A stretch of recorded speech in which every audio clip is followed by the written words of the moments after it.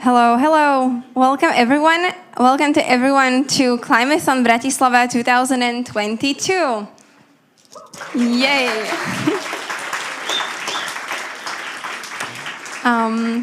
So I have to say that I'm very excited that all of you actually came to the city of Bratislava and that you have all participated in this wonderful event.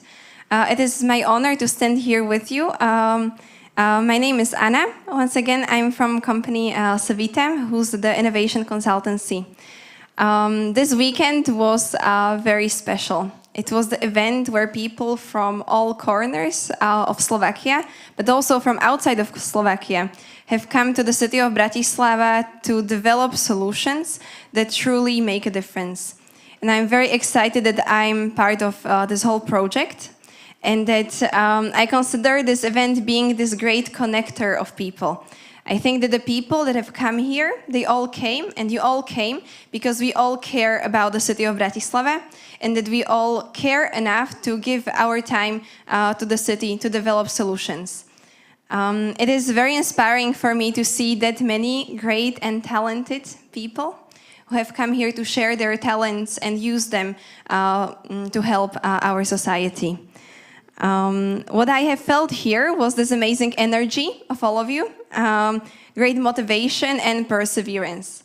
When I was leaving last night at around midnight, I was just so amazed to look around and see that there are still about 40 people, but they're not sleeping. They're actually still looking to the screens or discussing what solution they can bring to the city of Bratislava. It was just so cool to see and to be inspired by you.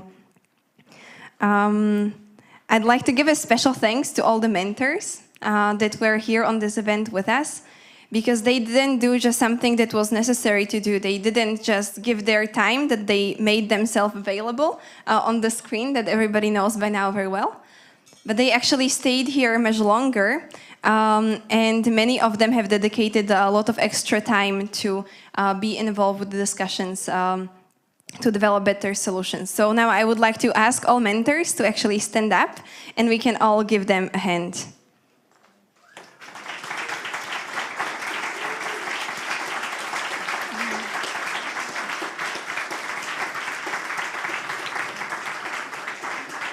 Yeah, thank you very much. Then we would not be here in case you, the participants, would not come. There were more than 28 amazing teams, and it's been so difficult to choose just some of you that can present here today. Majority of the solutions, and when I was part of the pre-selection process, I was just so amazed that every time I entered a room where some of you were presenting, those presentations and the solutions that you have developed, all of them were just very inspiring. They went beyond and they were a great contribution that the city of Bratislava can benefit from, and all of us can be inspired by that. So even though you will not be standing here on the stage, I really want to tell you that the solutions that you have developed, they were very, very valuable. And when I came to the room where the pre-selection process was happening, there were so many mentors arguing to cheer up for their teams that they loved so much that the discussion was really, really difficult to choose just the 13 teams. So now I would like to give a hand to all of the participants that came to the Climathon and have developed amazing solutions. So let's give the hand to all of you.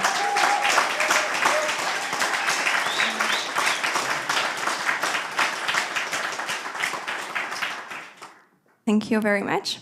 And now I would like to give one more thanks, and that is to the partners, thanks to whom we can actually be here today. So I would like to thank to Swissre, to IBL, and also Takeda, that are the great partners that thanks to whom we can actually be in this amazing space, and HubHub, which is also the partner of this event. To all the supporters, the Started Up and also Sparing, that have, thanks to whom we can be here today. So let's give the hand to them as well.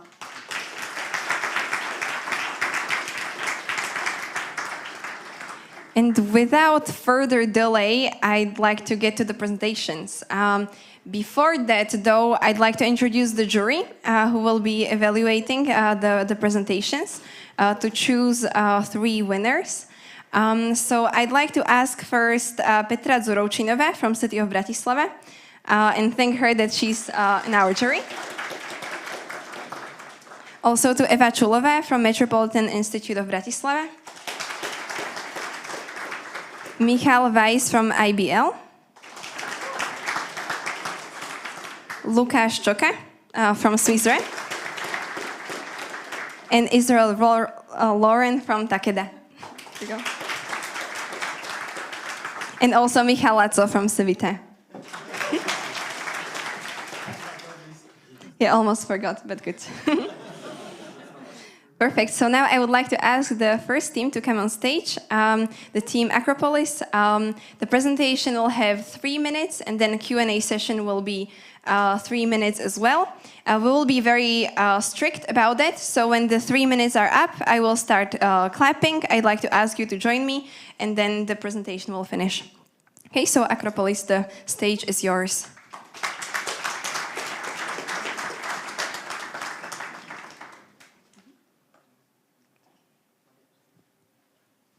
Hi everyone, my name is Boris.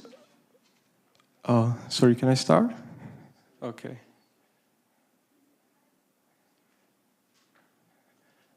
So, hi again everyone, my name is Boris and I would like to speak on behalf of Team Acropolis about the application that we've built over the Climathon weekend. The app serves for a rule-based weather alerting and early warning system for Bratislava. But before we dive into the actual solutions, let me first talk about the problems that we wanted to solve. We talked to different mentors and about the alerting mechanisms that are in place in different parts or in different institutions owned by the city, and identified several issues. First of all, many of these institutions, there are no particular alerting systems mechanisms put in place. Second, there are some institutions that rely on receiving phone calls from dedicated SHMU employees when any particular weather extreme occurs. Now, this may be actually good for now, but do you think it will scale when the red line is the upper right corner of the graph? I think we all know the answer. So with this in mind, the main goals of our solution were to optimize the response time in case of extreme weather and climate events, to alert the city institutions of the upcoming hazards, thus anticipating and preventing weather emergencies. We achieved this by offering a way to our users from both the infrastructure and the social facilities sectors to define custom monitoring rules. Now I'd like to show you a quick demo of how this works. In the first step, you define a specific weather condition to monitor and a specific threshold. In the second step, you define the region of interest and the time window into the future that you want to look at. In the next step, you list all the parties that should receive the notification as soon as the alert is triggered. And in the last step, you can customize the message, the alert message that is sent to these parties when the rule is triggered. Now that the rule is created, there is a monitoring process that runs in background and periodically checks all the rules. And as soon as the rule, some rule is broken, message is sent to all the defined parties. Now, we believe that this could dramatically reduce the response time and save not only costs, but also human lives. On the next slide, you can see the actual technical architecture of the solution, and but more importantly, the green highlighted parts that were implemented during this weekend. So we have a working MVP, and the plan now is to offer this MVP to the city management. For example, we talked with Mr. Gruber, the head of IT and Ops, about the potential for testing our MVP in some of their upcoming projects. Thank you.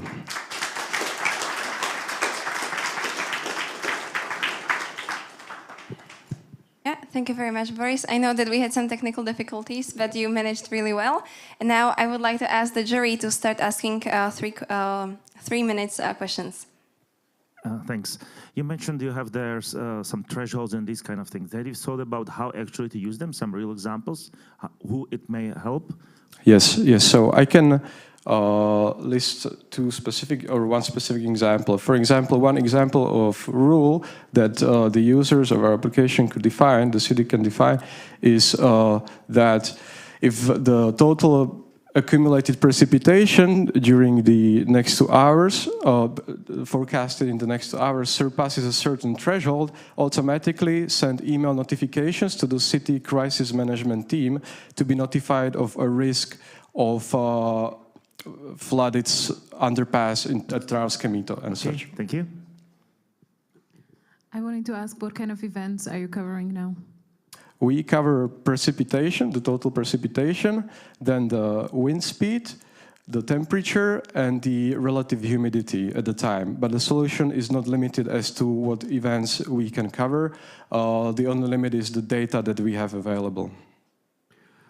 You mentioned that you have minimal viable product ready. How many days of development do you need more to finish it to full product? Well, it depends, because we have many different features in mind that it would be possible to implement. But the minimum viable product needs, I think, really just a couple of days, a couple of more hours to really get it all working. It's already working. There are some edge cases that we haven't thought of, but the minimum viable product is here on the table and it could be used in this very moment. So.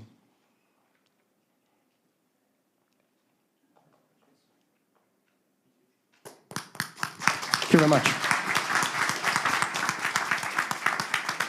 Thank you, Boris, very much. We need the clicker. Perfect. Okay, and give me a moment. Yeah, so thank you very much for your presentation. And now I would like to ask the second team, the team Carbonite, to give us your talk about your solution. Here we go.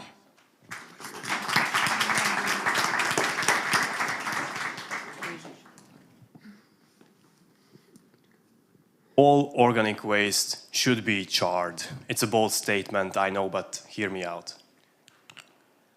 Composting cut down branches and shrubs from urban parks is okay, it's a valid solution, but if you look at the big picture, it has some drawbacks. For example, it emits methane and it takes constant work to get it right. And it's also kind of long. And what we came up with is a better method to manage organic waste in the city. We created the Carbonite initiative for the city of Bratislava, and it is a detailed business plan on how to create valuable materials from the organic waste of the sludge, the wastewater treatment sludge, and also cut down on GHG emissions for the long term. When we arrived here on Friday, we asked the city officials what problem they have with this bio-waste. And the first thing that came up was the biosludge. It's huge, almost 50,000 tons yearly. That's the output of the city of Bratislava. And what we can do about this is to char it instead of burning, because it's being burned right now. Why charring? Because biochar is a special type of coal that has the real power of fighting climate change. By actually creating it, we can lock away its carbon content for hundreds of years. And it's a really good fertilizer, so there is a market demand for it. And this is our solution. Let's start with the city of Bratislava. So I mentioned that 50,000 tons. There is the Vrakuňa wastewater treatment facility, and that's responsible for 12,000 tons. We thought of starting with this one because of the following reasons. There is Bioenergy, the company who is operated and owned by the city. And they are at the same location. They own the assets. They do the burning, actually.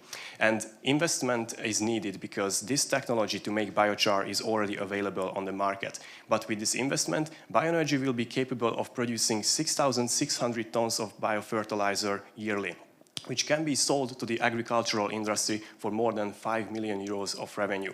And by doing that, we can actually sequester 9,000 tons of CO2 from the atmosphere, which would cost the city 600,000 euros. So that's our business case.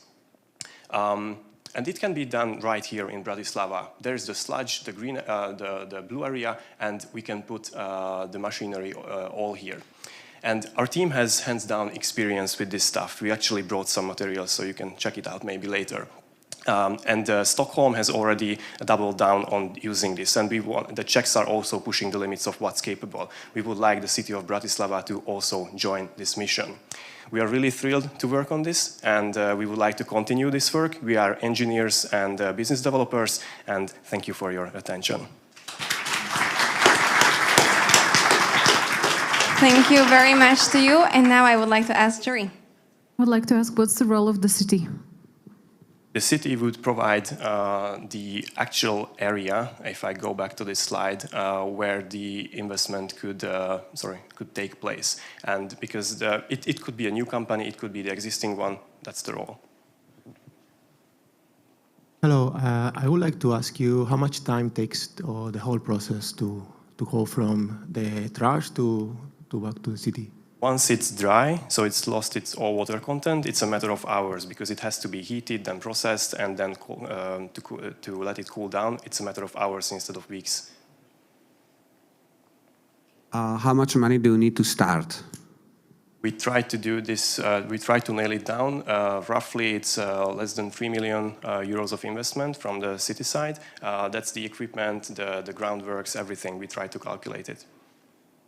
I would like to ask, what work have you done during Climathon? Did you develop any tech solutions?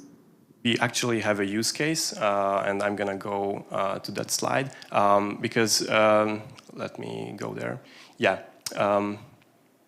So we could initiate a trial right now, because, I mean, not right now, but in January, for example, because there is 150 tons of Christmas trees, for example, that can be also turned to biofertilizer, biochar. And we can do this on a small-scale pilot phase. So we developed all the necessary means to actually start it by January. You mentioned capturing the CO2, but during the process, how much CO2 is produced in the process?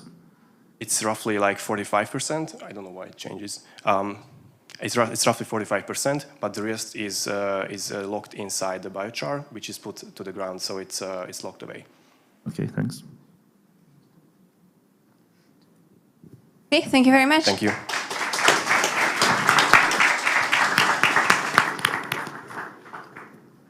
Thank you very much. Now I would like to ask on stage the team Climaphiles to present their solution.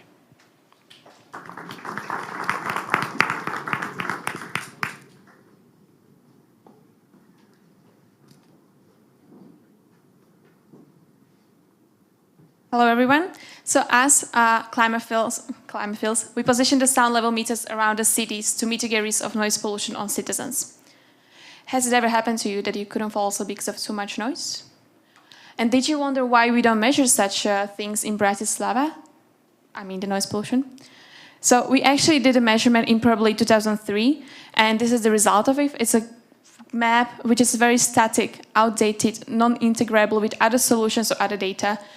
The city doesn't have ownership of the data, and on top of that, their innovations can be not built upon that. So we came with the idea, let's create such a map, right? But we didn't have data for it.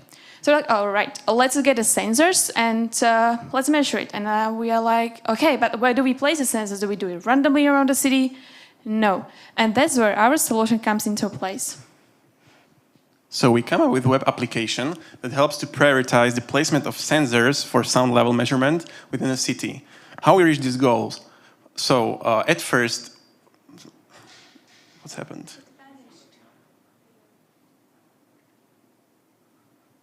Okay, so for this, to reaching this goal, we need two types of data.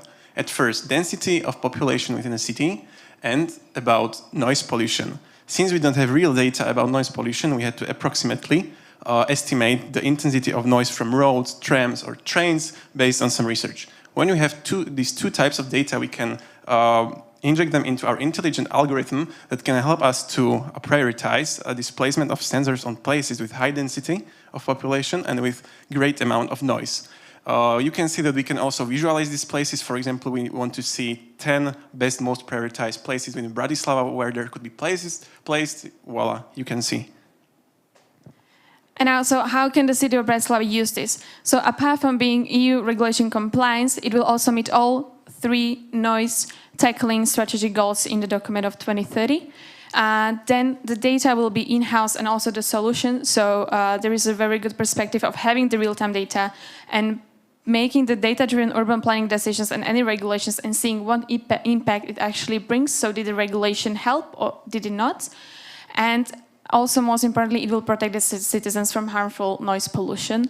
And the healthier the citizens, the more happy they are, and also the more we will protect the species living with us in the city. And now, so we will put the sensors on a street lamps with the optical infrastructure. Then the data will go again into our heat map, so it will already contain also the real-time data collected through the sensors, and we will be able to make the decision-making thanks to that. So our vision is to have this noise map, heat map, have the real data, and build the noise management action plan thanks to that, based on the data we have, and make our citizens in the Bratislava city happier, healthier, and more satisfied. Thank you very much. Okay, I would like to ask how much is usable right now of the solution? Is it already working? So the solution is already working. What you saw was like a real demo of application that you can see density of population over whole Bratislava, then some noise, which is made by roads, trams, and trains. As I said, these data are not real since we don't have the sensors, but they were approximately estimated based on some research. So we estimated this intensity of noise, and it's usable. So you can see various amounts of sensors when you want to place them within Bratislava. Thank you. Next question. What kind of data do you need to make it really more useful? Because currently I see only roads and density of population. Yeah, there are roads, there are trams and trains actually, but we can also add, for example, airport, clubs, bars, restaurants, some industrial buildings, etc. But we need to know this position because we don't have data actually. But if they are, we can easily inject them. Could you just tell me what is like research-based approximation in one sentence? Okay, we had this categorization of intensity of noise. So, for example, we know that highways make the biggest noise, so it was like priority 1, and then that's it. Do you have some idea on how to roll it out? You mentioned you're planning the locations, but the next steps which should come afterwards. What's the cost of the sensor, how it could be integrated with the existing infrastructure? So we actually even thought about a price of the sensors. So the sensor would be on a street lamp, which uses we were thinking about the optic cables, but it can also use mobile data or Wi-Fi. I know there is some collaboration with other companies, and those sensors would be on those lamps, and then the data would already go into the map again and be used to do the regulations. Yeah, perfect. Any other question? Very good. So thank you very much to the team Climaphiles.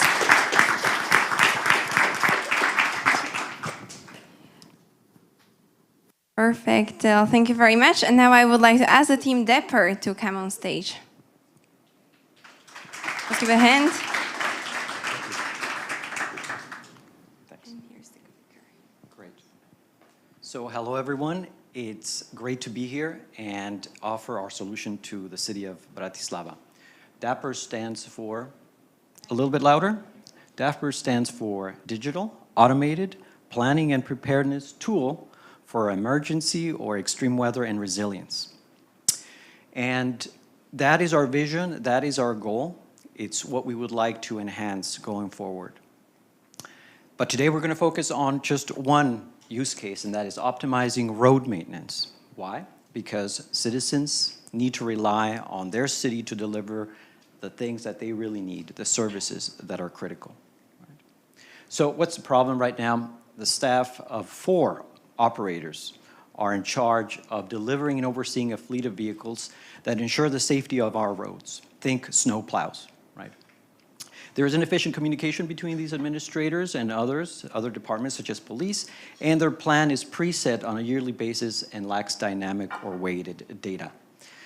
So this is the outcome. This is what happens. We've been there, we've seen this. And this is not just quality of life, we're talking about life itself. people on those trams need to get up to their appointments, to that critical infrastructure hub that is the Cremare hospital area.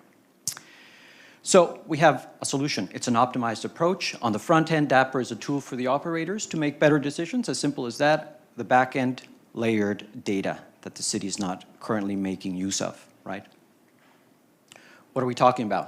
The class of roads, for example, right? Mass transit, critical infrastructure and services. So we're talking about hospitals, schools, senior centers, and associated services, ambulances, for example, snowplows. And of course, all this enhanced with weather nowcast. This is key, right? The outputs, as you will see, significant points that need to be maintained or prioritized, and an optimized route for the users, for the operators. So here it goes. Variables weighted according to the expertise and knowledge of the operator. The data points appear. Number of vehicles, for example, routes optimized by time and distance.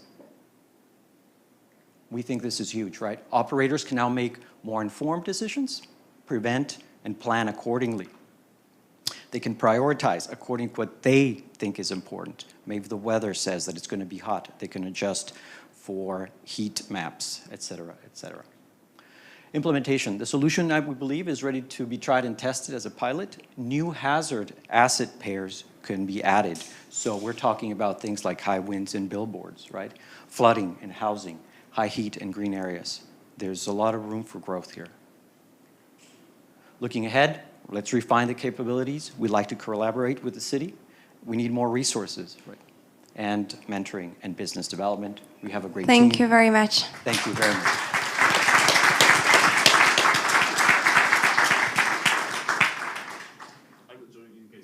Technical questions. Okay. What have you implemented over the weekend? Everything that we saw? Everything you saw was implemented. Okay. Sorry, so everything what you saw in the video was implemented during this weekend, from Friday to today, basically. Yeah, thanks. There was a short demo showing some points, but to me it sounds like Row Optimizer, where the weather information comes in. The information is taken from different places, from the Bratislava Geodata portal, the ArcGIS, the meteo data you provided, and it is combined. I think the...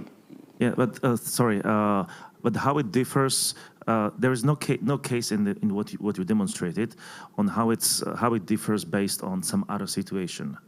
To me, this looks fairly static. That's what I'm... So far, yes, I believe. Can I answer, Peter? Yeah, so it might look like that, Michael, but if you look at those points again, that layered data would allow you to add more and more. So now we're talking about where are the hospitals, where are the schools, where is the critical infrastructure that really matters to that operator, and it's those yellow points. So there, the sky's the limit on the left-hand side. Yeah. How do you prevent human error? That's a good question. We think this actually automates a lot and reduces human error, because now they can prioritize according to other variables that are mathematically based. The road planning algorithm behind is yours or the Google Maps algorithm? It's a Vroom service. Vroom, it's called Vroom. And it's on a vehicle algorithm. And it's not from Google and not ours. Thank you very much then. Yeah. That was Team Dapper.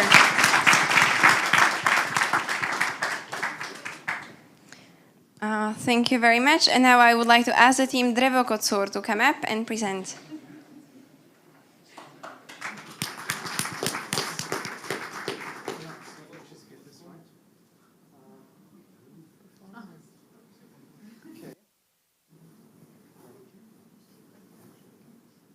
So, hello everyone. As you might have noticed, I'm kind of blind right now, and that really sucks. First of all, because I can't see your beautiful faces, but also because it could lead to some pretty bad decisions, because I have no idea what's going on around me. For example, I could fall off some stairs here, and well, it's a similar story with the public transportation system. The planning of the public transportation system. Thank you very much. Now that I'm no longer blind, it's tempting. Yeah, so it's very important that it's planned correctly, because when you actually take the bus or the train, it produces 6.3 times less CO2 emissions than if you took the car. So doing it right really matters. But doing it right, with your eyes closed to how people actually travel across the city, is really damn difficult. So what we've done is we've partnered with City of Bratislava's Po Městě app to collect geolocation statistics about its user base. And to further analyze them, we've created an API, some algorithms, and also a dashboard, which we'll get to in a bit. So this allows us to actually see how people travel around the city. This was me during the morning. And to actually analyze which parts of the journey were taken by foot, which parts did we take the public transport for, and which did we take the car. So you can see how people actually use the city streets. Right, so we can also not only do specific data for specific people, but we can also do cumulative data. So we can actually see where people travel from, which areas, and for each one of these regions, we can see where do they travel to. And using the previous data, we can see how much of these people to which place do they travel by car versus public transport, which gives us a very good view of where we should invest our money in, which really matters if you're investing 32 million a year into it. Right, so better public transport system, including the identification of underserved routes, means better public transport for all of us, more users, better decisions for the city, and, well, less emissions. So that seems like a pretty sweet deal. Right, for the data privacy conscious of you, this is not mandatory, okay? It's first of all, it's completely anonymous, but it's with consent. And, well, as it turns out, if you ask people nicely, 1 out of 3 actually let you and help you with that. So, yeah, thank you very much for your attention. This was Drevo Kocur, and, yeah. Thank you.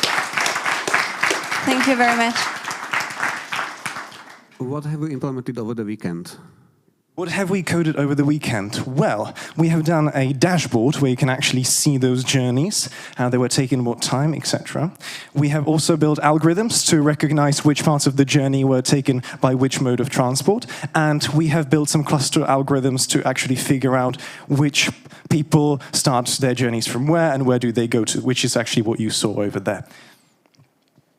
I would like to answer the question, who owns the data? Who owns the data that I am providing to you? That's probably a question for the city, but I think the answer is also the city. Yes, it is the city. So are you basically ready for a pilot with the application, or where do you stand right now?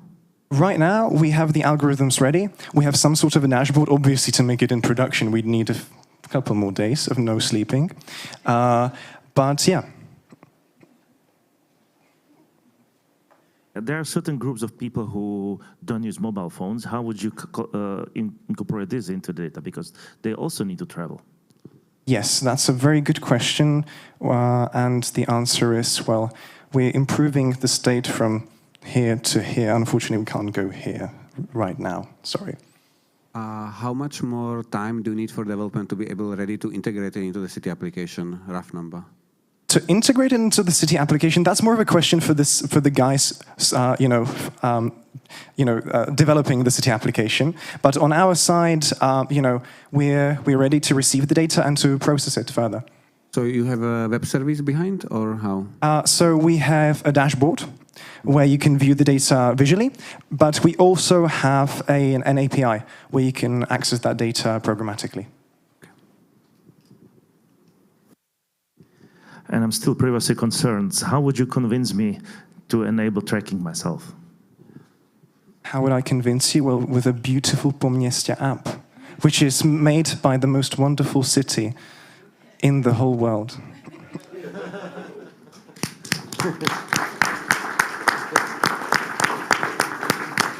Thank you very much, guys. So that was Drevo Kocur. And our next team is the Earth Analytics. So I would like to welcome here Elena.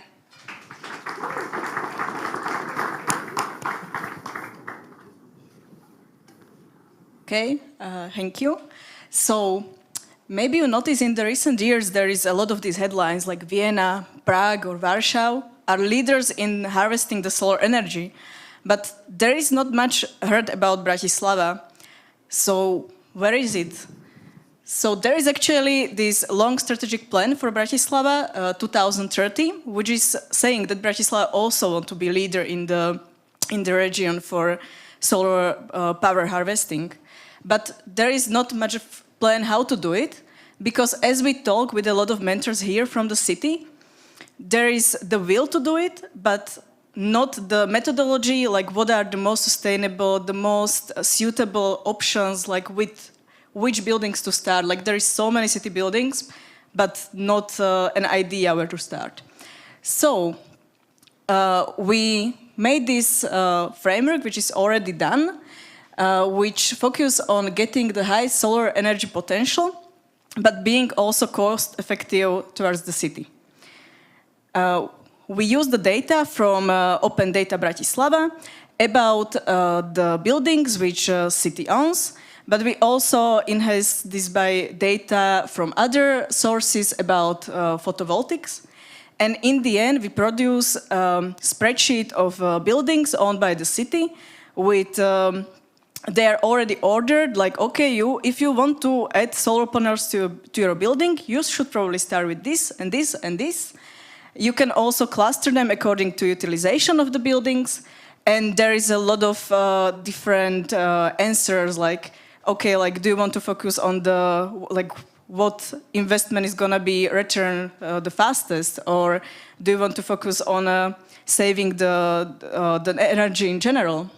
So we already produced the first batch of the data. We focused, we prioritized the buildings, which there is already a reconstruction planned. And there was energy audit done. We also took a lot of finance aspects into account. But we also looked into how the shadowing of buildings around is affecting this, or about recommendations for the historical city center. For example, we can see that this Dom tretieho veku would save 32,000 if we implement the photovoltaics during the reconstruction, which is already in plan.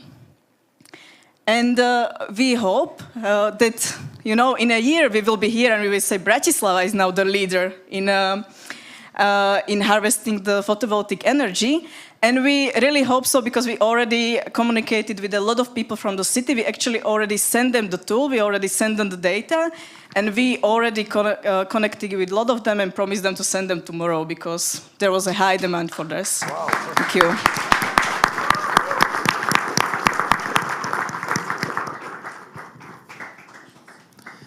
Yeah, thanks. Looks great. Have you validated your idea? So there is like first two was Stara Tržnica and second was Dom tretieho veku.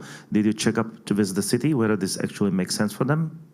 Yeah, we talk almost every hour with somebody from the city. We chose the Dom tretieho veku because actually Stara Tržnica has already in plans that there is going to be photovoltaics, so we focus on the ones which are planning reconstruction but not including the photovoltaics. And we also made the solution so actually any city can use it, or any cluster of buildings, like it's also useful for a residential building, or if we want to know like which industrial buildings would have the highest return of the investment. Could you repeat the criteria, selection criteria for the buildings? There was a lot of them with different prioritization, but we focus on buildings which there is reconstruction already in plan, so they are going to be making changes, but the plan of the reconstruction doesn't involve yet the solar, the photovoltaics, for example. But also like how much, you know, shadow of different buildings around is there, or what is the area of what is the slope of the roofs. Like there is a lot of aspects, and it's easily scalable also in this matter. So if I'm working at the city and I would like to work with the data, what's the form and what's the technical architecture behind what you did? So it's a tool at the moment where you just provide the Excel sheet, which already city produced in some annual or some timely matter, and you just provide this sheet. There is another sheet where is like other information about photovoltaics, about prices and so on. You can also adjust this, but you don't have to if you don't have any specific things you want to check. And then you just get the first spreadsheet with the list of the buildings, but ordered by the suitability with all of this information about prices, savings, initial investments, and so on. So it's some kind of macro? Because I'm trying to understand the technical difficulty behind it's a script, but we already talked also with people from city technical teams, and they told like this is perfect for them. They can very easily adjust them to their needs. Okay, thank you.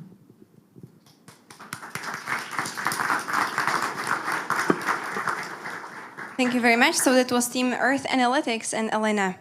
Now I would like to welcome EcoStau with Mariana presenting. Welcome.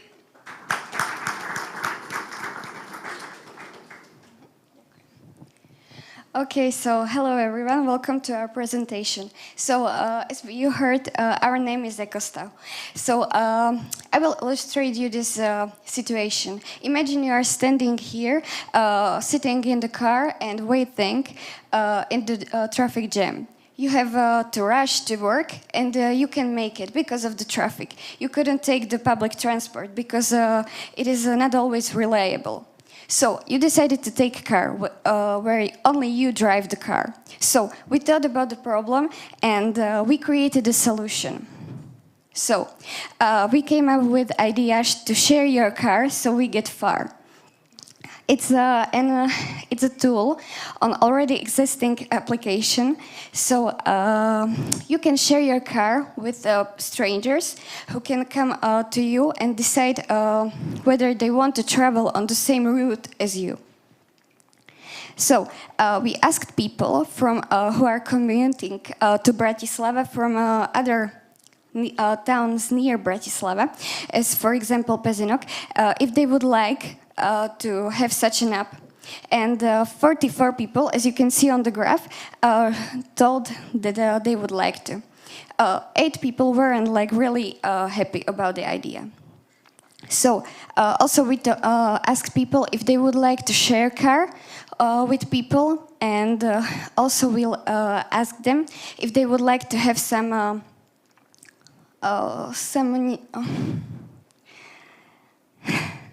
benefits. Thank you. Some benefits from riding a car with strangers. So here is a preview from app. You can see on the first picture there is a profile picture of the driver. On the other app you can see the map of Bratislava, and the next one is the route you selected, and the next one is like the connection of your route you decided to take, and the connection of the driver's route. Okay, so how can we help Bratislava? I will show you the demonstration of application. So you see the profile picture of the driver. Here you can choose your destination from point A to B.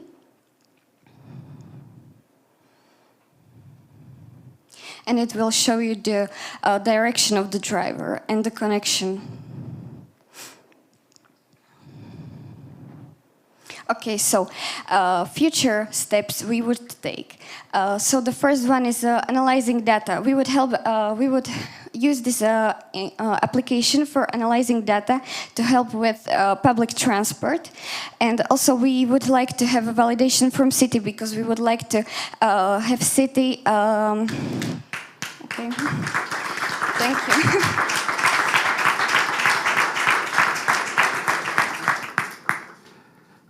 What have we implemented over the weekend? It's just the map where I can add the points, or is there also some backend behind? And so we try to implement this application on backend on OpenTrip Planner. We managed to run this application and gather the data from open portal, Bratislava data of buses and so on. And we try to find a solution how we can implement this solution into already existing apps. Have you validated with the city? we talked with people from the city, and they told us that this solution is worth it because many people which are commuting from the near parts of the city, they need to get quick to the city. So yes. I know that there are other applications that are also doing this kind of car sharing. How are you going to invite me to your application? What is going to be the benefit for that? So our benefit for the drivers is that the drivers get to get some benefits, such as tickets to cinema or so on, and we want to implement it into city applications, so it's trustworthy source.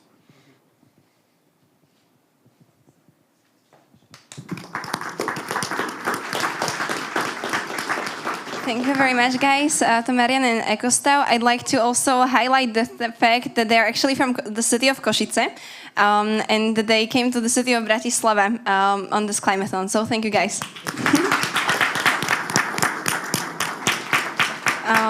And now we are actually after the first half of the teams, and we need a bit of energy. So I would like to ask everyone to actually stand up, maybe jump and move a little bit. Use a couple of seconds maybe to share your thoughts and emotions with the colleagues that are next to you.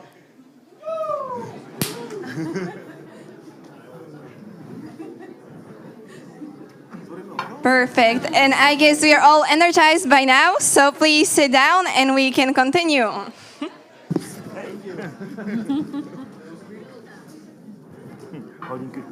So that was a short break that was really needed to everyone, I guess, right? And I also caused the shock to the next presenting team, but good, they can manage. So our next team is ERS. Please welcome on stage.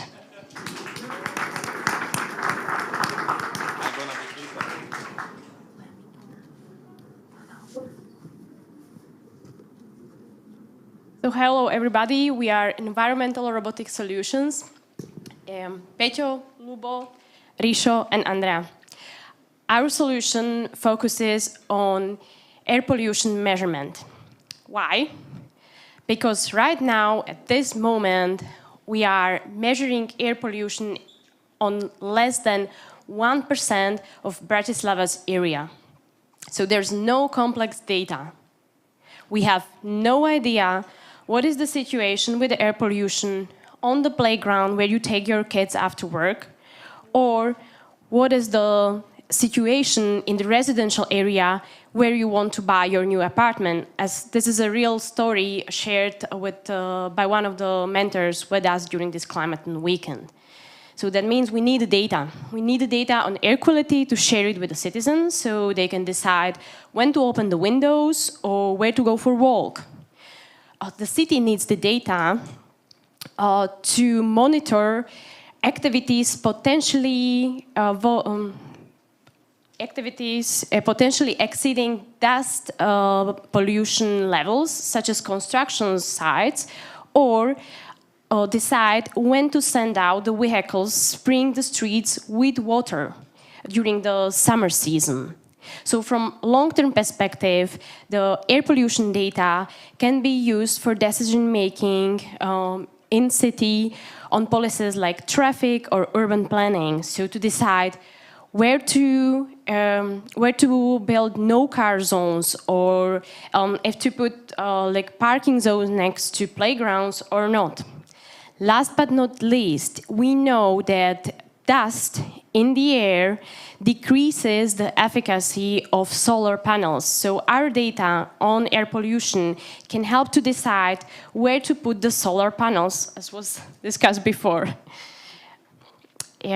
We know that air pollution, in general, air quality, hugely impacts the health and quality of life of all citizens, especially the most vulnerable ones, like small children, pregnant women, senior citizens, or your neighbors with asthma or other respiratory diseases. So what's the solution? We developed an air pollution measurement device. What's unique about this? So this device measures 6 parameters at once. It's mobile, it's compact, and it's affordable, just around 200 euros. It works on solar energy, and it makes it the perfect fit to be placed on public transportation vehicles. So the data will be mapped to GPS location and time. Thank you. What have you implemented over the weekend? Sorry? Oh, yeah. During the weekend, we put together the list of components in the electrotechnical schema. That's here for the device. So the prototype actually, of measuring prototype doesn't exist yet, right? No. And how do you expect to improve the coverage? Do you have some numbers or figures that it actually covers more quality over the city, or what's the comparison with the current situation? So with the current situation, there's only 5 fixed stations in the city. They are very high accuracy, but they are covering just this small areas because they are covering just circles with a radius of 300 meters maximum. So our devices will be less accurate, but they will be on the public transport moving all day long. So that means they will cover, we are expecting 98% of Bratislava because 98% of citizens, because 98% of citizens have the access to the public transport. And finally, how would you ensure that having such sensors which are of a lower quality actually are not taking the pollution from the air traffic itself, from the transport? Okay, so Bratislava had not only like buses, but there are trams, and trolleys, and I would expect that Bratislava will be going the sustainable way in public transport as well. But you know, the device won't be placed on the back of the bus. It will be on the top probably. So it will very probably be capturing more from what's in front of it. Can you explain a little bit more what were the pros, why you decided to use public transport? Yeah, because it's moving and it's covering the people in Bratislava. We do not need to measure air pollution directly in the woods. What is the cost? The cost for the device, it's around 200 euros for the components, and to build the prototype, and that's around, let me see,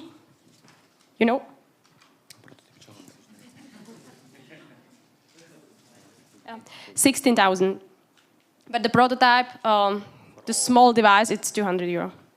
Have you at least done maybe an analysis of which lines or how many lines and how many sensors you would need to be functioning to be able to provide with good coverage with data and with the pollution? We are expecting to cover at least one vehicle on every line, so we were talking about around 80 devices. Thank you very much.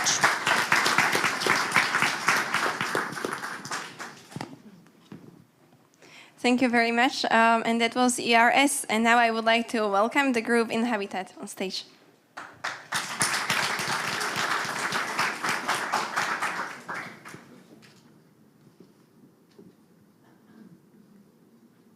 Okay, so this is my drawer of shame. There are products which are either not working or I'm just not using them, and actually I'm a minimalist.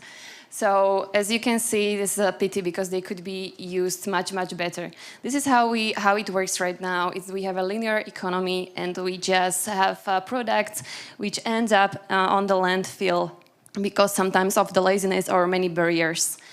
These are the numbers of increasing e-waste in Bratislava, so you can see that we are contributing pretty well. And it should work like a circle, not like a line. And we came up with the idea of Kolobeh. It's a platform where actually, which enables the citizens to get their products repaired, and they can either keep it or donate it and then resold. then be resold. We are building the platform or already existing infrastructure. It means that we have in Bratislava the Kolo, the reuse center, and we are also using the courier services, so we wouldn't have to build anything very difficult or time-consuming. The repairs would be done in the reuse center as a repair center. We would be keeping the products longer in use, which means that we would have less products on the landfill. And for citizen, now even if you are very conscious and environmental activist or whatever, you have so many barriers. You just have to research for a good repairman. Then you have to go there. Then you have to get a quote. And even though if they don't repair it, you have to pay something. You have to get to it, etc., etc. That's why instead of this many points, you will have just one, and you will do it through the application, either web or mobile application. So this is the prototype. As you can see, we've built a working prototype. You can just take a picture of your product. Then you describe what is the situation with it. Then you are updated in the application, and you just choose how you want to pay and be delivered.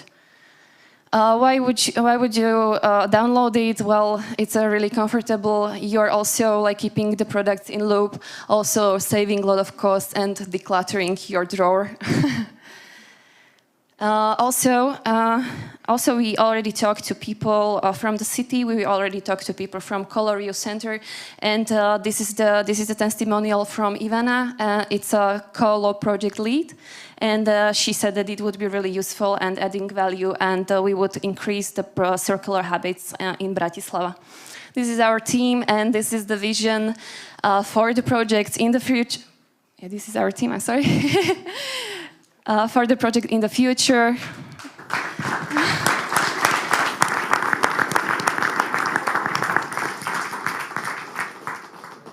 Perfect, thank you. How would you onboard users to the application? Via short demo. Okay, but how would they find out?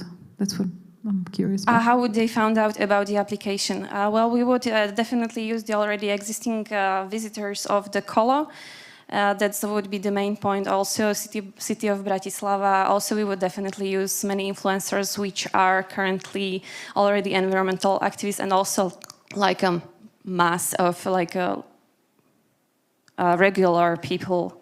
So not just like enviro activists. Is it just a mock-up, or is real application where I can put the e-waste and I can get through the full process of getting something and also returning something? Actually, what you saw is a front end. It's a code. So we developed just a front end to create an MVP. We need around 2 weeks, and what it needs to be set up more is the partnerships. So yeah, but about 2 weeks for MVP. Yeah. On what you presented, it sounds like, okay, you could be organization running that, but what would be the role of the city in this entire thing?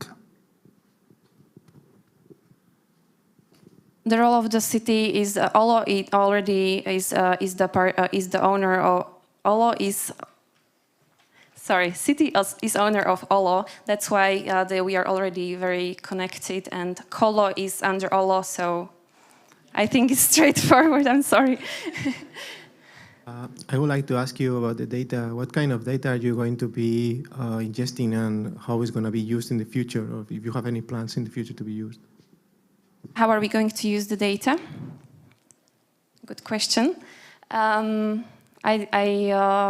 I think that we should use the data to see what parts of Bratislava are the visitors from mainly, and there we can expand and do like a closer point to the people. Do you have any thoughts or study or something where we could touch about the actual economical benefit? It means like, you know, things today have so-called kazitka, and it could be very expensive to repair, whether the entire thing makes sense. Yeah, actually, we want to close the whole loop. So we can, from the standpoint of our business, we can get money from the repairing, from the reselling, donations and transport, but also we can use the spare parts of the products which can be used, and they can be recycled too. So we are starting to build a reverse logistics system and a whole circle of the circular economy.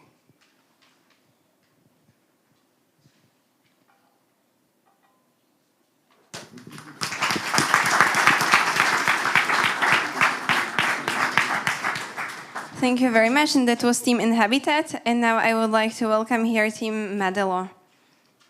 Here you go.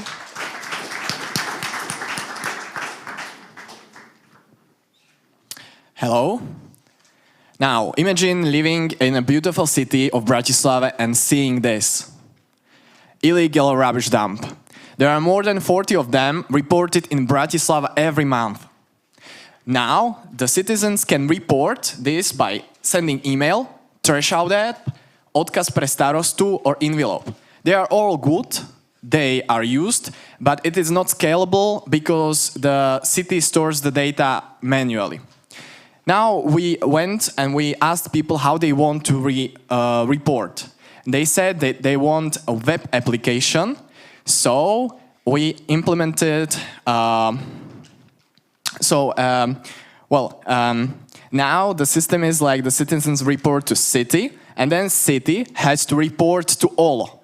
But they use emails and they use manual spreadsheets. So we implemented a system where all the parts are connected to each other, and the citizens then have information when the rubbish dump is cleaned. This is the bottleneck that the city representatives told us about. Now, the first thing, administration for city and for all. They see all the rubbish dumps, and they see it on the map, and then they have information about the parcels from the geodata that we downloaded, and they have information if it's a protected area, who is the owner, and so. This is information that they wanted. Also, we have a heat map, so the city can prevent new illegal dumps by, for example, cameras. And this is data from the Trash Out app. So it's real data. And now this is our team, and we are happy to work after this hackathon on the solution and implement it. This is the reporting app that we developed. Now it's 3 steps, just a photo, location, details, and if you want to be notified, then you include email. This can be implemented on Bratislava SK website as a widget, so it doesn't have to be on on other website. So now, imagine that you are living in a beautiful city of Bratislava, where it's very easy to report illegal dump, and the city cares. That sounds like a Bratislava in the future.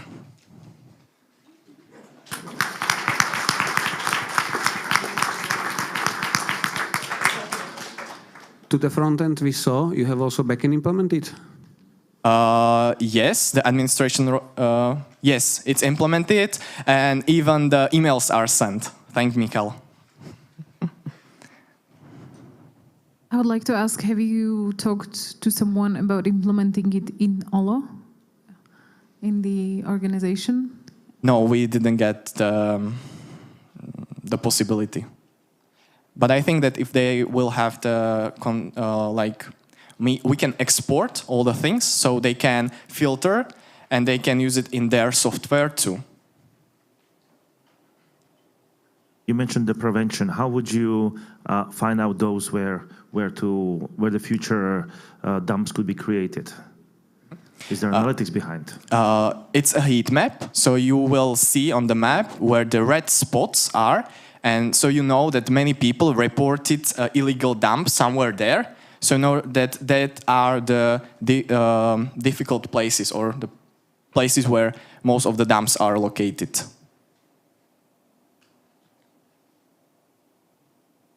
what do you think about the future of this application? Because this is just a matter of making those places with better buckets and better trash endpoints, so maybe Olo can use this to work for this kind of like sustainability. So at the end, this application will end by time, just as soon as these places will be solved.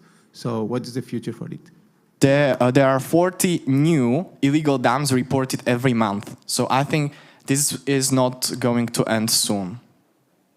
And how about the actual scalability? You mentioned there's a bottleneck in the communication between city and Olo, but would actually be, have you tested it in theory, like would it be able actually to cope with the things? Where do you actually improve in this? What's the benefit? Olo can see all the rubbish dams, not in email, but they see it in administration, and they can export all the coordinates to their system. And then when they clean the sites, they will enter how many kilograms they cleaned, and then the city can like ask for the money from them. And have you included any prioritization system in it? Yeah, by the parcel information, the parcels where the owner is a city and also where it's protected area that are the most important to clean. Thank you.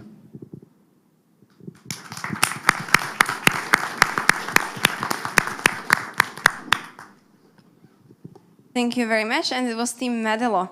And now I would like to invite the mosquito killers to come here.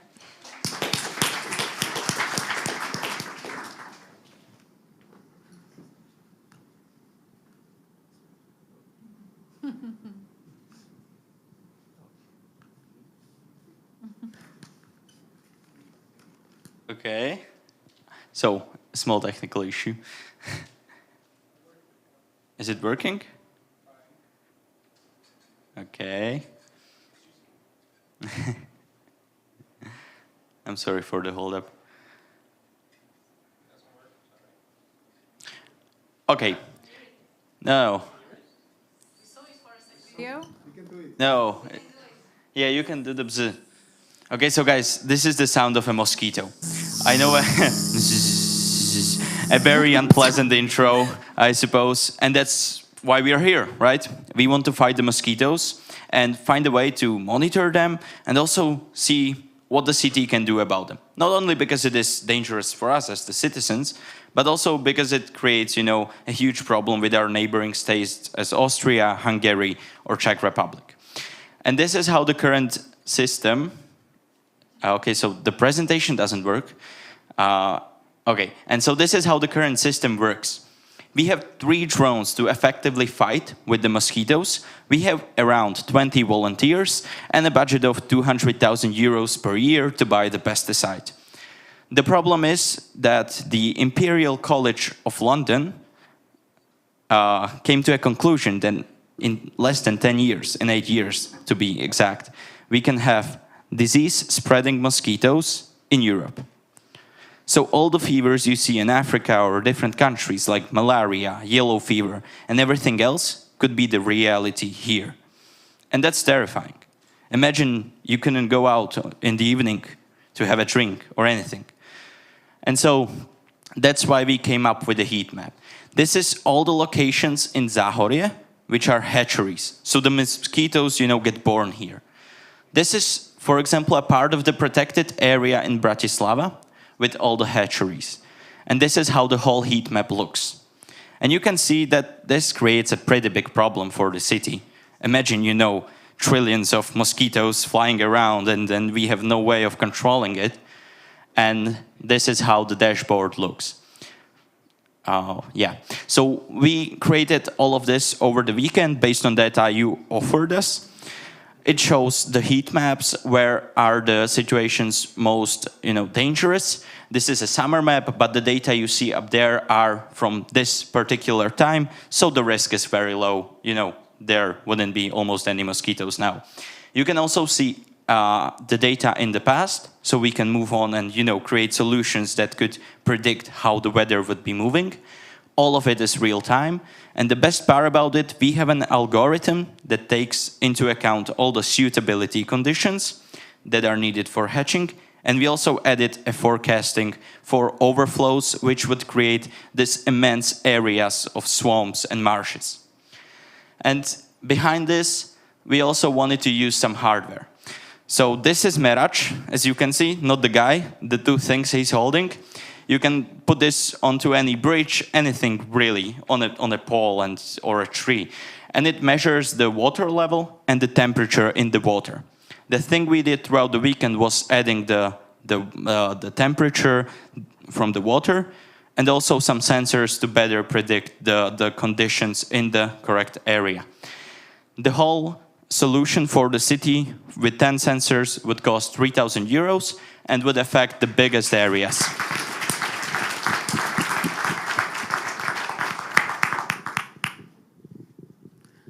Thank you. How long would the sensor survive in the waters of Bratislava?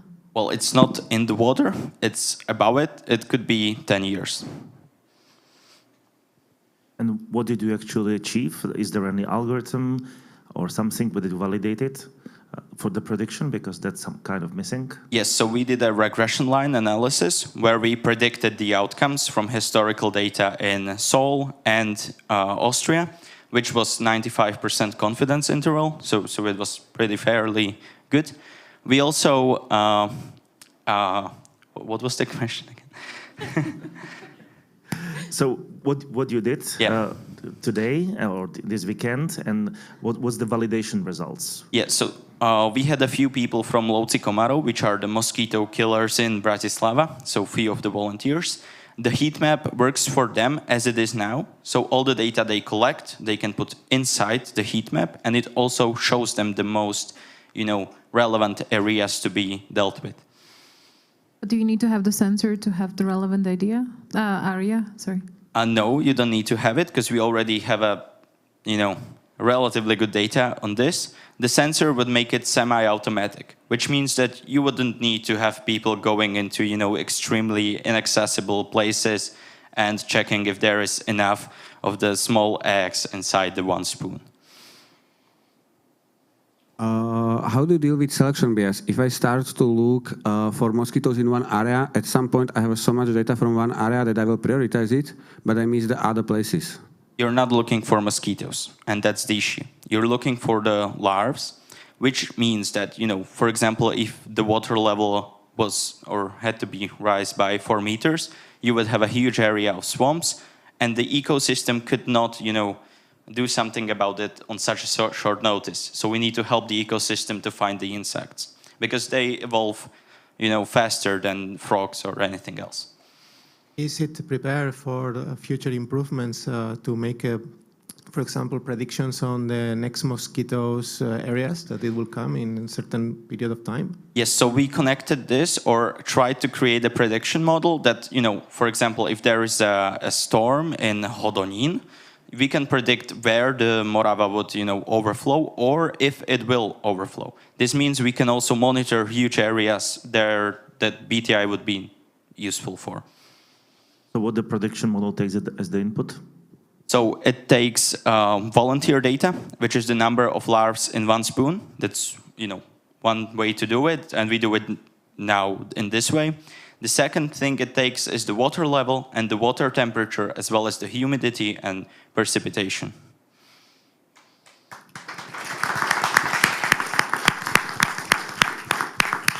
Thank you very much. So that was Adam from Mosquito Killers. And now I would like to welcome here team NAN. Did I say it right? NAN?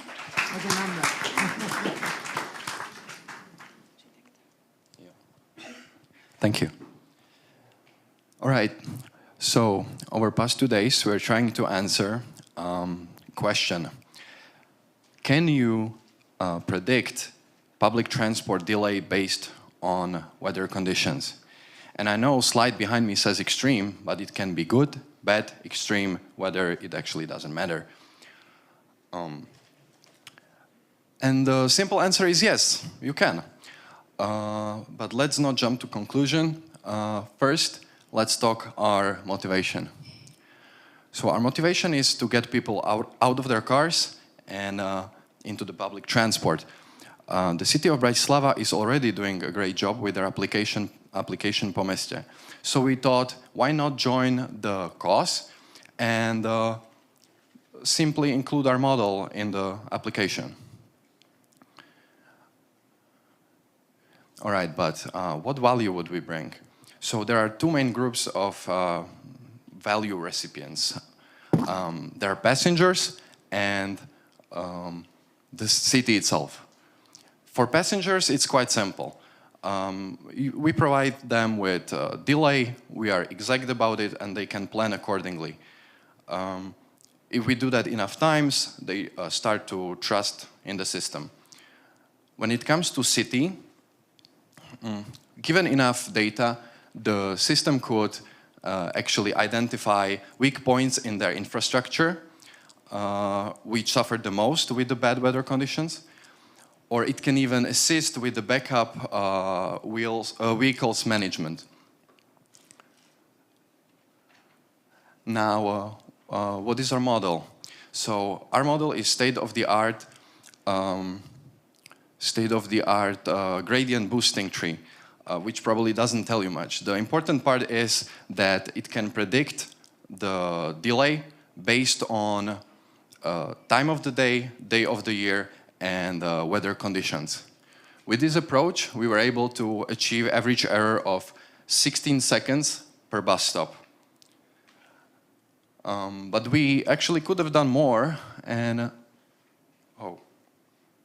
we could have done more if we had more data, especially public transport data. A project like this has a side benefit of exposing, let's say, a lack of data needed for progress, right? In our case, it was Dopravní podnik of Bratislava reluctance to share their data with us. When it comes to weather data, we used Mesonet service of Iowa State University. And with that, I would like to thank you. This is us having fun, improving city.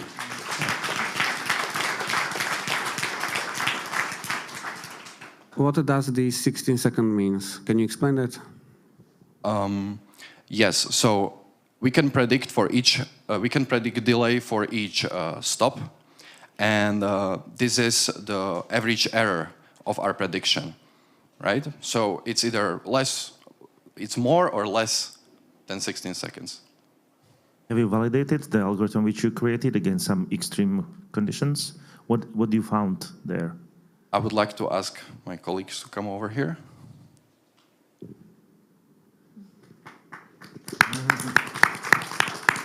Excuse me, what was the question? Whether you validated your algorithm or prediction model with some extreme weather conditions which you are taking into account, and what did you find out? Our data set was very limited. We only had 10% of extreme cases, and it's sensitive for that, but we need more data to export such of the things. That's our conclusion for that right now. Oh, yeah.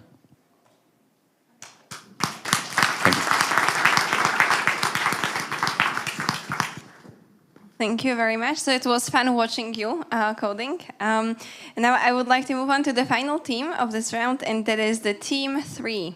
Welcome.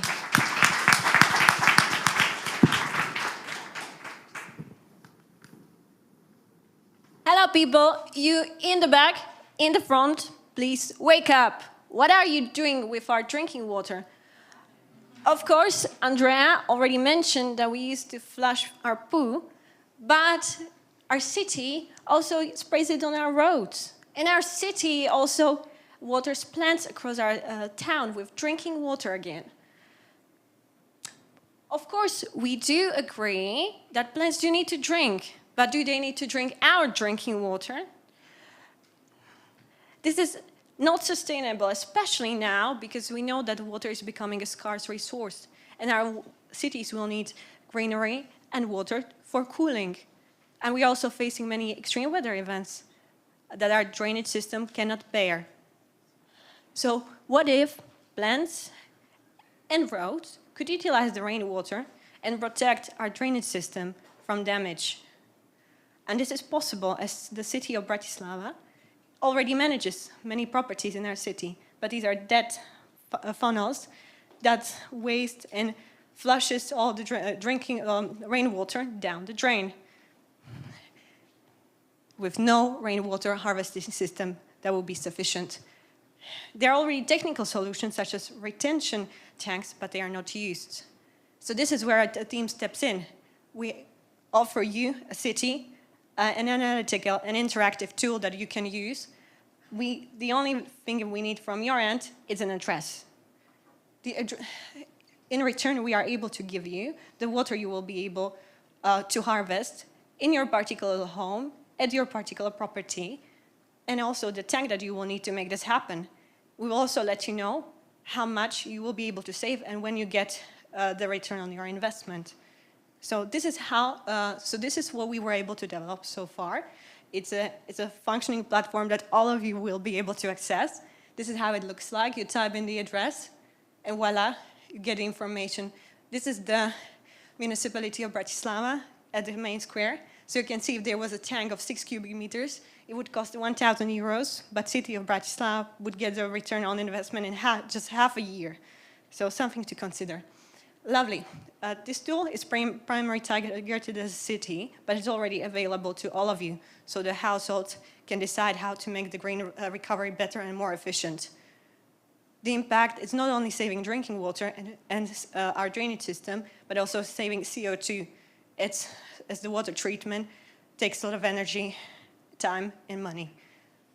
Good. The next steps that our team identified is that we would like to collaborate with hardware manufacturers to connect retention tanks, granary, plants, households, firms, and then we would like to refine our system to add additional data to make it work.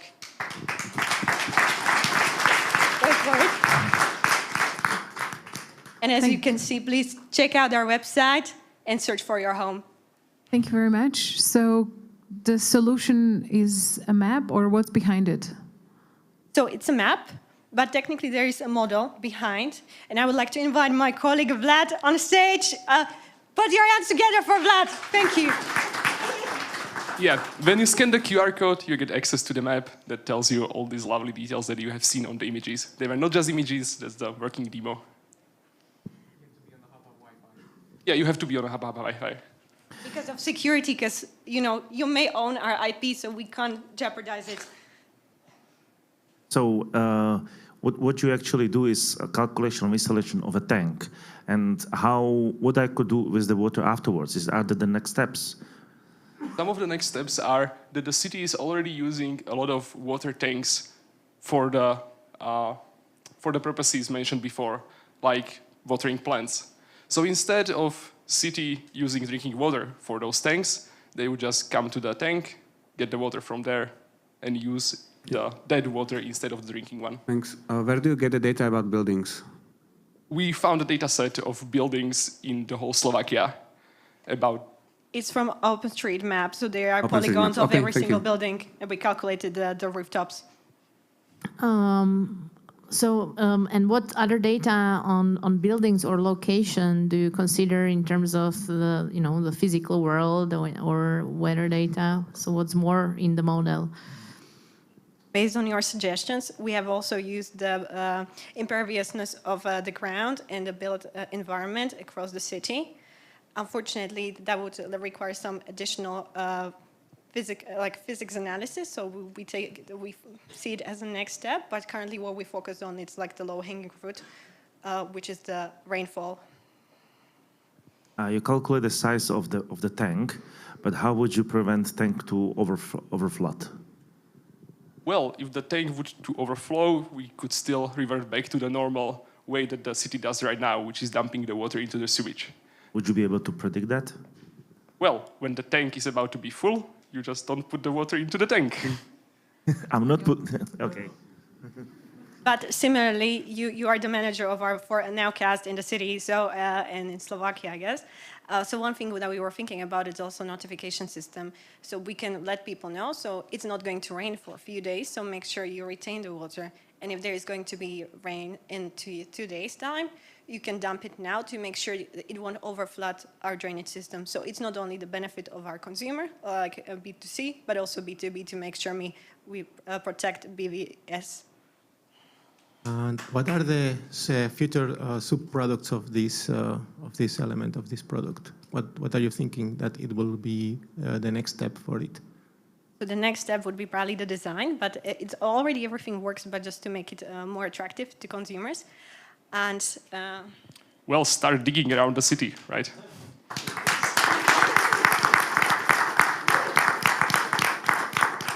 Thank you very much. And it was our final team.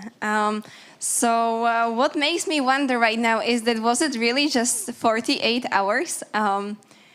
There have been so many, so amazing solutions. We've seen 13 of those. And now the jury will have time to choose 3 teams that will be the winners of the Climathon Bratislava 2022. Though before that, I would like to give a round of applause to all of you that have spent this time with us on this Climathon.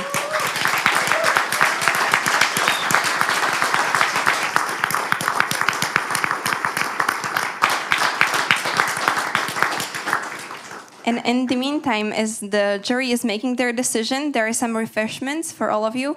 I encourage you to talk to each other, to discuss with other teams their solutions, so we can have this beautiful and wonderful networking session together. And see you here in 30 minutes.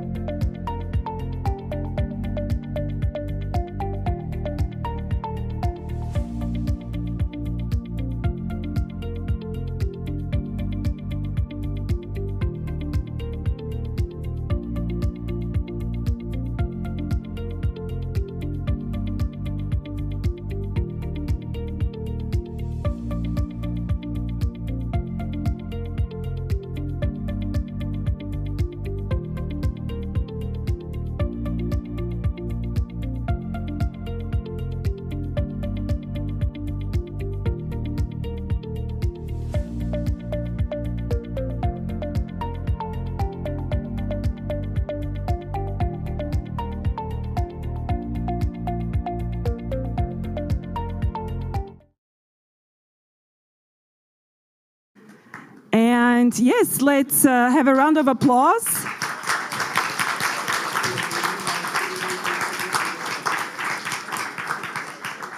And as you can see, the jury is here, so they have decided. The decision has been made, so we're all very excited and can't wait. But before announcing the winners, I would like to say a few numbers about Climathon. As you all know, this is the third year, which is an amazing thing, because as I talked to Petra a few hours ago, when she actually came up with the idea, no one believed it, and here we are, the third year. Please, round of applause for this.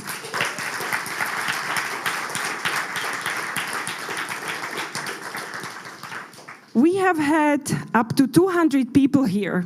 I didn't even know that so many people can fit in. A round of applause for that.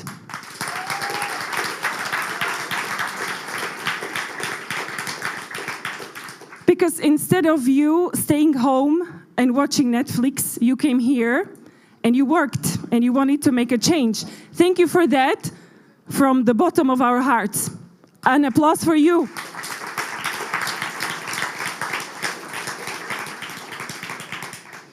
We have had 28 teams, which is amazing, and 37 mentors. Thank you to the mentors. Again, they could have been watching Netflix and drinking wine. No, they came here and spent hours and hours here. Yes, why now? Another applause, please. I love applause.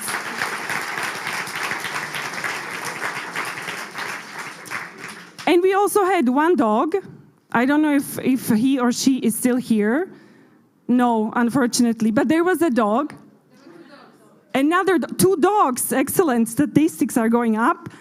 And we have had also high schoolers, a few of them. And also we have people from the, is it called grammar school? Right here. These are future hackers. Guys, stand up.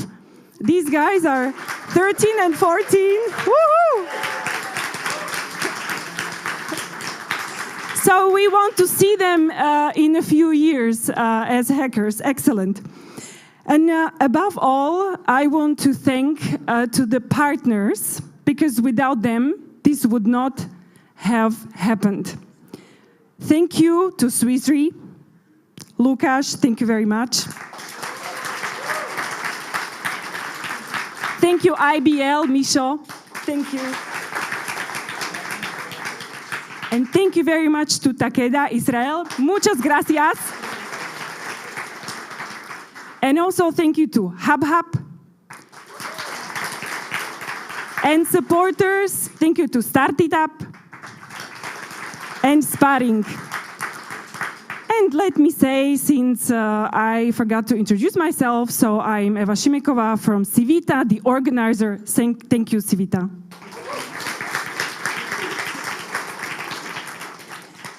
Now, let me welcome on stage the person.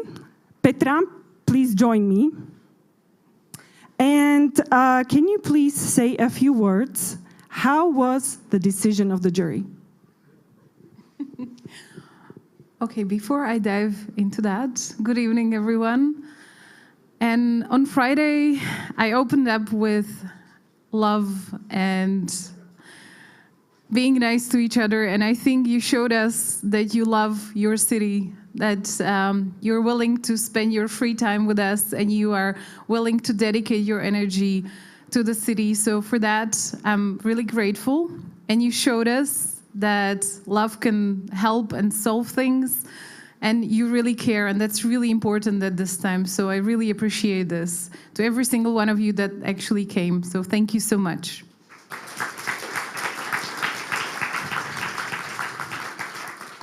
And regardless of who the winners are, I would like to say that it was extremely hard for all the pre-selection juries and the final jury to actually choose projects, because they are such a great quality, and we can see the increasing quality of the teams and the dedication and the results you're producing within 48 hours with a very limited resources, and it's really incredible. So if you want to work with us, moving forward, we'd love to do that. So please remember, Climathon doesn't end tonight, maybe tomorrow morning, but we are open to working with you, talking to you. We might reach out to you, but if we don't, please do reach out to us, and we'll try to find a way to work together, because we really liked your ideas, even loved your ideas. So thank you so much. And I know you really want to know the results, but I forgot one really, really crucial thing to tell you. You're all, not all, but many of you are actually wearing shirts with a tiger. And I forgot to tell you what the tiger represents on Friday. So Slovakia used to be called the economic tiger of the Central and Eastern Europe. Used to be. Right now we're kind of struggling. But you are the future. You're the opportunity of how we can move forward and how we can become the innovative and the climate tiger of Central and Eastern Europe, how we can turn these ideas into meaningful products, meaningful services that we can sell to the world. So that's why we chose a tiger, because you can fight for the future of this country and the future of the city. So thank you so much. Thank you. And I give the floor to Lukáš, who would like to share some words with you as well. Hey. I will try to be brief, but I have the tendency to go a little bit longer. First thing, I'm here the third year, and it's really visible. We started with something literally small. It was not so small. We had 120 participants, but not this size. We didn't have so many projects, and it always improves, and this is definitely, for me, the best year. So thank you, everybody.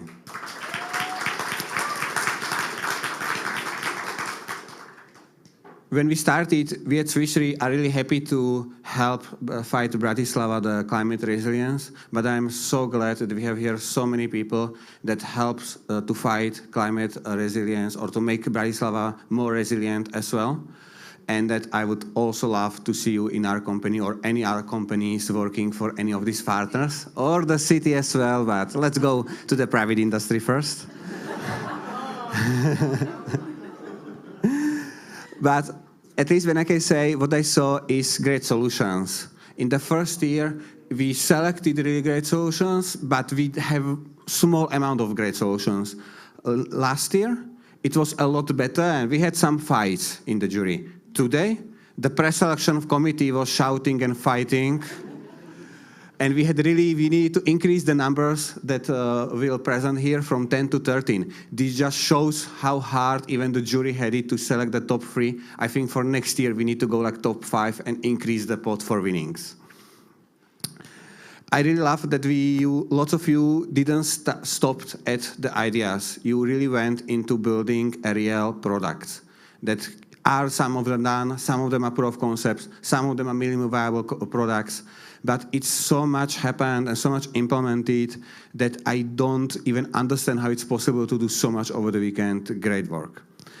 From my position as the head data science in Swiss Re, it was very exciting to also see lots of machine learning opportunities and machine learning products. Really nice. And I would love to say just 2 more things. Great. Thank you for your hard work, and please come again next year. Thank you very much. Lukáš from Swiss Re, the main partner. And I was told that I should be very careful when Petra has microphone, so that I should keep it, and I will. And I have a question for the first Chief Innovation Officer of City of Bratislava. Do you remember who you discussed the idea of hackathon for the first time? Okay, but yes, fun fact, he's here, and I would like to welcome him on stage, Peter Kolisar from Civita, the partner, to share a few words.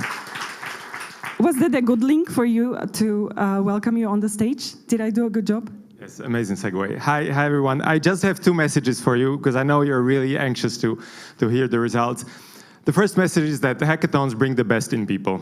From our experience in Civita, we have been organizing hackathons not only in Slovakia, but also in the whole region of Central and Southeast Europe.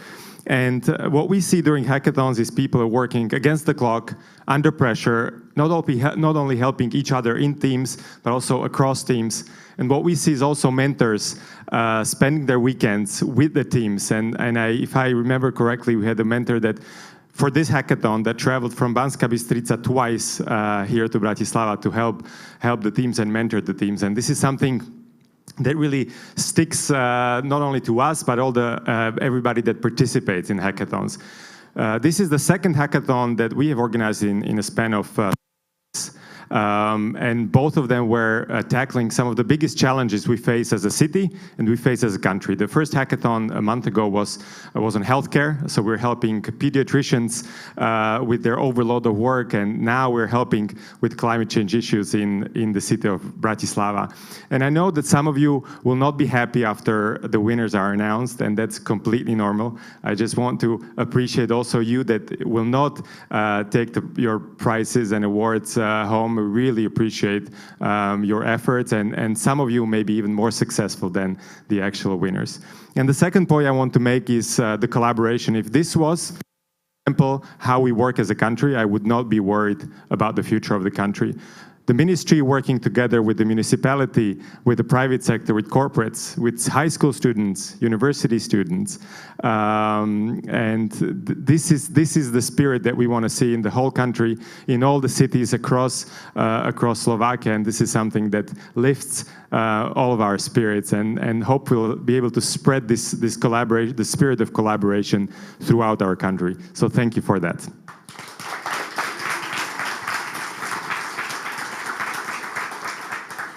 Thank you very much. And now the time has come. For the third place, I would like to welcome on stage Israel Llorens from Takeda, Israel. ¿Cómo estás? How are you feeling? ¿Qué tal? Muy bien. Gracias. Well, I would like to invite you to more or less what I'm coming from. I would like to communicate a little bit of my story.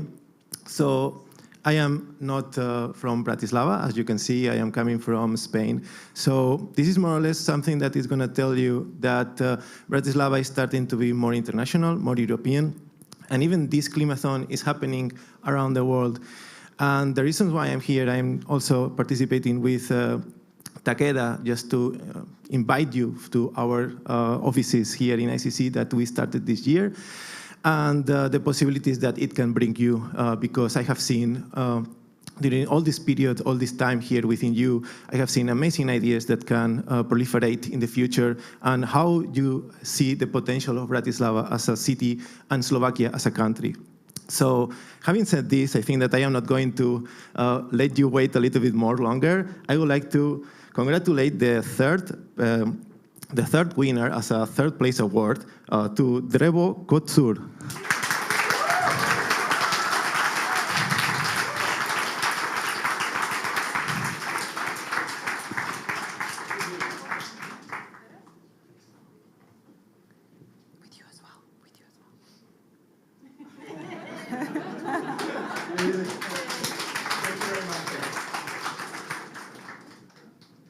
Who would like to say a few words from the team?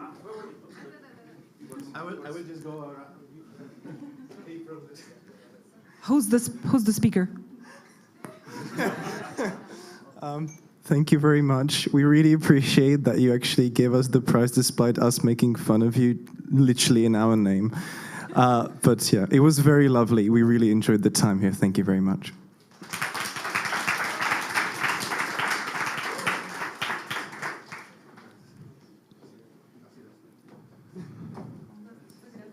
Congratulations and the picture time.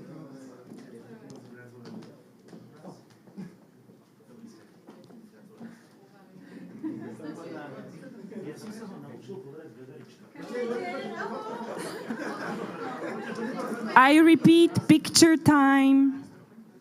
No rush. Enjoy your time on the stage.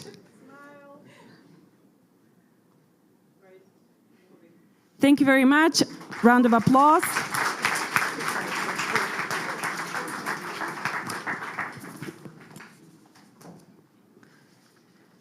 And now, the second place will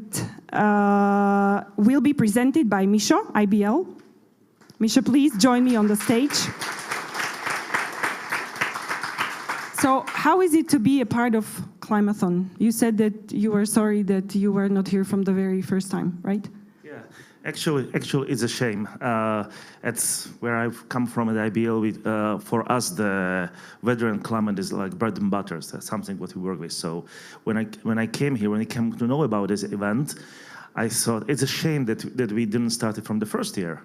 And seeing people actually here doing the cool things, I see the future that where not only those who win today, but the others could really make the impact, and that's what counts. So, it's my pleasure to announce the second place.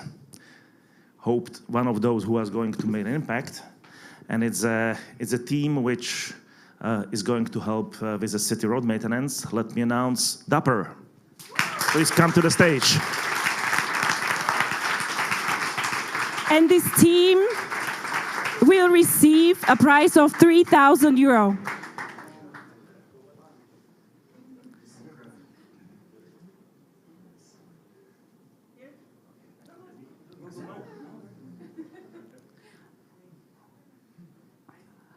Is the rest of the jury joining us on stage? Please come. Yes.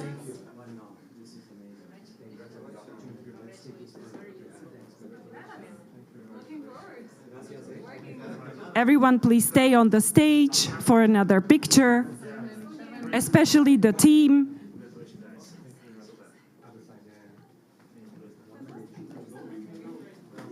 Team to the front.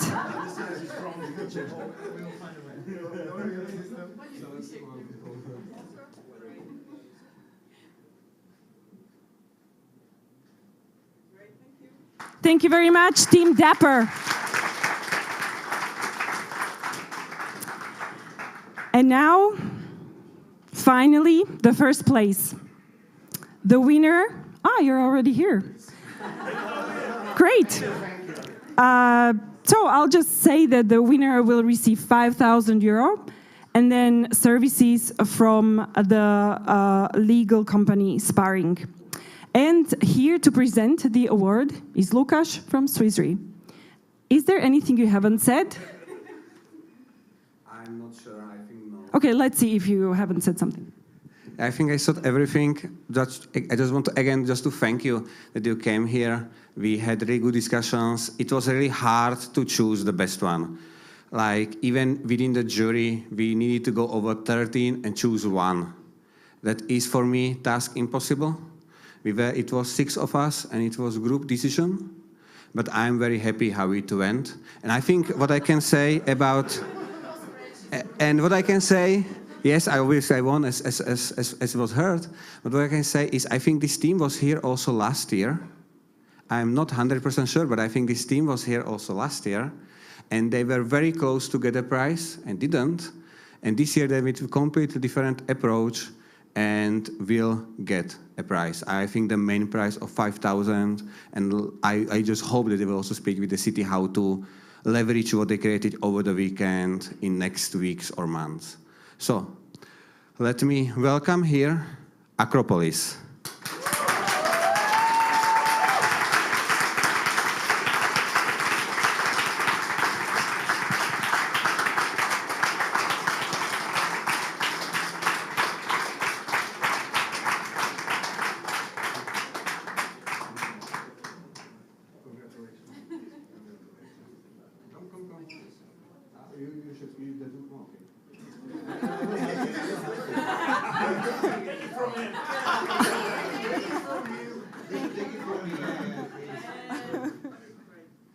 This is called teamwork. Would the jury like to join us on stage again?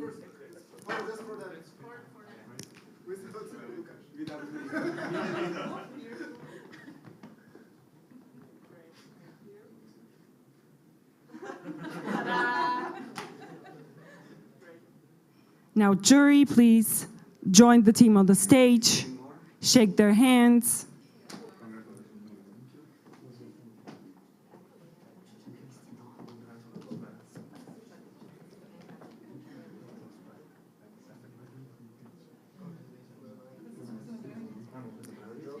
The team, could you please kneel in front of the jury? Kneel.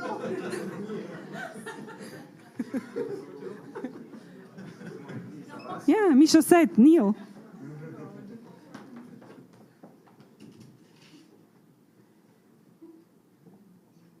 This is so lovely, so many pictures. Who's the speaker from the team? If the jury could leave the stage now, please. So who is the speaker? A few words? Yeah, I can say a few words. Well, first of all, thank you so much. This is a great surprise for all of us. We didn't expect it. And thank you for giving us this opportunity to make our city, the city we live in, a better place. And also, I would like to say one big thank you to all the mentors and also to all the other participants. You guys, it was a very humbling experience to work alongside you this weekend, so thanks. Congratulations. Yeah, you can stay here. If you like the stage, stay here. Feel free. I can finish it with you. It's fine. No, don't go. No, okay.